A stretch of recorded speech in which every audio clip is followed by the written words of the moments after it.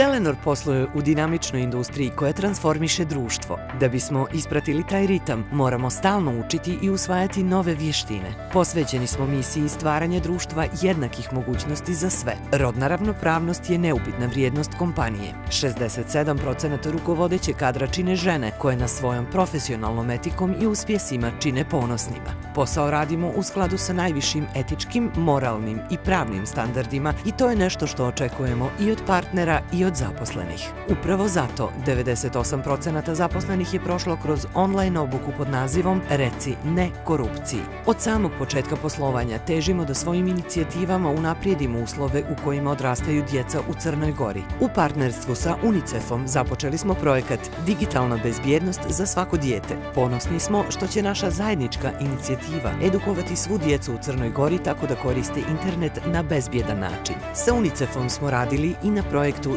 Zaustavimo nasilje, koji za cilj ima promovisanje nenasilnog vaspitanja djece. Uz našu podršku pokrenuta je i prva besplatna SOS roditeljska linija za stručnu pomoć i savjete u vezi sa roditeljstvom. Crvenom krstu Crne Gore smo kroz konkurs Telenor fondacije Uključi se digitalno olakšali organizaciju računarskih radionica kako bismo pomogli proces inkluzije mladih sa područja kampa Konik. Našu podršku je zavrijedio i projekat društvene mreže za mlade sa smetnjama u razvoju, zahvaljujući kojoj djeca i mladi štićenici iz svih dnevnih centara u Crnoj Gori mogu nesmetano komunicirati. Klimatske promjene imaju veliki uticaj na naš život, tako da se trudimo da zaposlene usmjerimo ka pravilnom i održivom odnosu prema prirodi i raspoloživim resursima. Upravo zbog toga smo jako ponosni na činjenicu da smo u 2017. ostvarili najveću uštedu energije i resursa do sada. U našem poslovanju se uvijek vodimo potrebama crnogorskog društva, težeći pružanju dugoročnih rješenja po kojima ostajemo prepoznati kao poželjan poslodavac i partner od povjerenja.